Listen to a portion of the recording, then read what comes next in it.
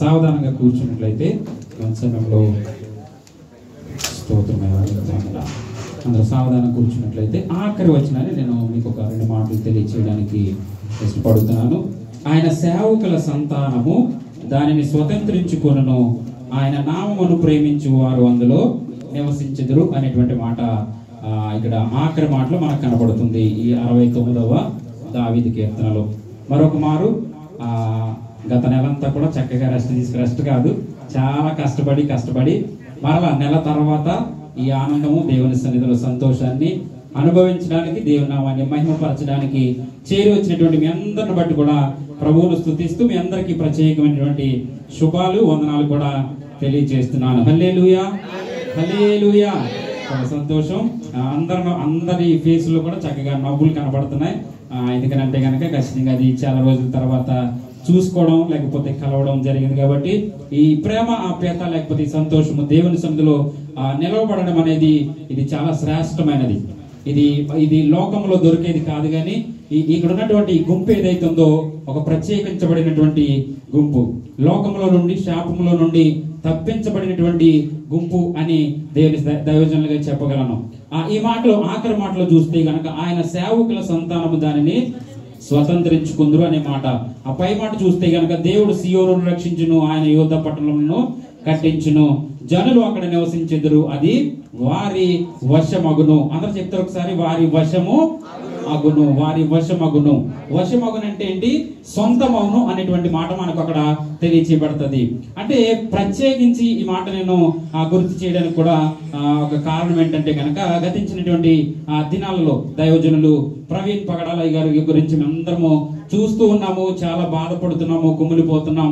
ఆయనకి జరుగుతున్నటువంటి అన్యాయం అనేటువంటిది. కానీ ఆయన చిరునవ్వు, ఆయన వాక్చాతుర్యము, ఆయన ప్రకటించినటువంటి పరిశుద్ధ గ్రంథము, లోకము ఎలాంటిది, పరిశుద్ధ గ్రంథం ఎలాంటిది అనేటువంటి గొప్ప సత్యాలను నిజంగా కూడా బ్రతికున్నంత కాలము కూడా ఎవరు చాలా మటుకు గుర్తించరండి. మంచితనాన్ని కానీ లేకపోతే ఆయనలో ఉన్నటువంటి సత్యాన్ని కానీ, దేవుడు ప్రకటిస్తున్నటువంటి విధానాలు కానీ గుర్తించలేము.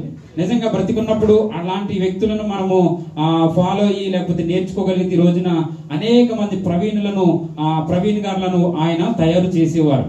యేసుక్రీస్తు వారు కూడా పరిచర్య చేస్తూ 12 మంది శిష్యులను వెంట పెట్టుకుని వారి పరిచర్య అంతా నేర్పించారు. ఎక్కడికి వెళ్ళి ప్రకటించాలి, ఎలాగా ముందు కొనసాగాలి, ఏ స్థలాలకు వెళ్ళాలి అనేటువంటి విధానంలో ప్రకటించారు. ఇప్పుడున్నటువంటి ఆజ్ఞ కూడా ఏంటంటే సర్వ సృష్టికి వెళ్ళి సర్వజనులు శిష్యులుగా చేయమని దేవుని ఆజ్ఞ.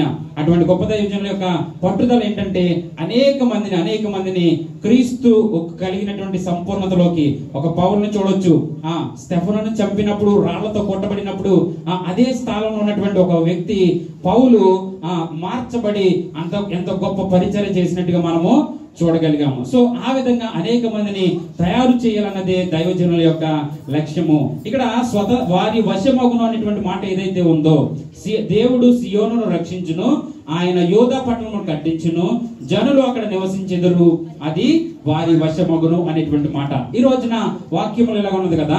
ఈ రోజున దేవుని సన్నిధికి వచ్చినటువంటి మనము, దేవుని సన్నిధిలో నిలబడుతున్నటువంటి మనము, క్రీస్తును అంగీకరించినటువంటి మనము దేనిని స్వతంత్రించుకోగలగాలి, మనము దేనిని స్వతంత్రించుకోవడానికి సిద్ధపడుతున్నాము, మనము దేనిని స్వతంత్రించుకోవడానికి దేవుని సన్నిధికి వస్తున్నాము, దేనిని సంపాదించుకోవడానికి మనము ప్రయాసపడుతున్నాము అని ఒకసారి మనము ఆలోచన చేయగలిగితే గనక యేసుక్రీస్తు వారిని సొంత రక్షకునిగా అంగీకరించినట్లయితే మనము పరలోకానికి అర్హులుగా ఉన్నాము. మనము ఆ సియోనును మనము స్వతంత్రించుకోబోతున్నాము. హల్లెలూయా, హల్లెలూయా. ఆ సియోనును మనము స్వతంత్రించుకోవాలంటే పరిశుద్ధుడైనటువంటి యేసు రక్తములో కడగబడి అప్పుడు మనం మాత్రమే ఆ యొక్క పరలోకాన్ని స్వతంత్రించుకుంటాం. బ్రతికినంత కాలము కష్టాలు, కన్నీళ్లు, ఇరుకులు, ఇబ్బందుల అని అంటే గాని అది ఏమాత్రము కాదు. గాని దేవునిలో గనక నమ్మకముగా, యథార్థముగా కొనసాగితే తప్పక ఆయన నీ జీవితంలో ఎదురవుతున్నటువంటి ప్రతి సమస్య ఇశ్రాయేలీయులు ఇక్కడ చెప్పబడుతున్నటువంటి మాట కూడా యూదులు ఆ యొక్క రాజ్యాన్ని స్వతంత్రించుకుంటారని తెలియజేయబడుతుంది. ఆ స్వతంత్రించబడక మునుపు 430 సంవత్సరాలు వారు అరణ్య ప్రాంతంలో నడిచి ఆయా ప్రాంతాల్లో నివసించి రాళ్ళు రప్పలు మంచినీళ్ళు లేక ఆహారం లేక నానా తిప్పలు పడినటువంటి మనుషులుగా ఉన్నటువంటి వారిని దేవుడు ఒక పాలు తేనెలు ప్రవహించు ఇజ్రాయేలు దేశానికి నడిపించాడు. హల్లెలూయా, హల్లెలూయా. ఆ యొక్క ఆశీర్వాదము పొందక మునుపు వారు పడినటువంటి కష్టాలు ఎన్ని సంవత్సరాలు? 430 సంవత్సరాలు. హల్లెలూయా. అవి పడిన తరువాత ఒక శ్రేష్టమైనటువంటి స్థలానికి దేవుడు వారిని నడిపించాడు. ఈ రోజు వాక్యం వింటున్నటువంటి మనము, వాక్యాన్ని ధ్యానం చేస్తున్నటువంటి మనము, క్రీస్తులో నడిపించబడుతున్నటువంటి మనము మన జీవితము గమ్యము చేరాలంటే ఎదురవుతున్నటువంటి ప్రతి సమస్య అది సమస్యగా కాక క్రీస్తులో సంతోషముగా జ్ఞానముతో సమయోచితమైనటువంటి ఆలోచనలతో మనము వాటిని ఎదుర్కోగలిగితే గనక తప్పక మనము కూడా బిడ్డల జీవితాలు గాని, చక్కటి గృహాలు గాని, భర్తలు లేకపోతే భార్యలు, లేకపోతే బిడ్డల యొక్క మంచి వివాహాలు, లేకపోతే బిడ్డలకి మంచి ఉద్యోగాల్లో స్థిరపరచడము, వారికంటూ చక్కటి గృహాలు సిద్ధపరచడం, అన్ని విషయాలలో మనము సియోనును ఏ విధంగా అయితే యూదులు ఇశ్రాయేలీయులు స్వాధీనపరుచుకున్నారో మనం ఈ విషయాలు ఎప్పుడైతే చేస్తున్నామో మనము కూడా అటు ఆశీర్వాదాలలోకి మనము నడిపించబడతాము. హల్లెలూయా, హల్లెలూయా. ఈ మాటను బట్టి నేను ఎంతగానో ప్రోత్సహించబడుతూ ఈ మాట మీకు తెలియజేయాలని ఆశ కలిగి నేను ఈ మాటలు తెలియజేస్తున్నాను. కాబట్టి ఆఖరి మాట చూస్తే కనుక ఆయన నామము ప్రేమించు వారు అందులో నివసించెదరు. హల్లెలూయా, హల్లెలూయా.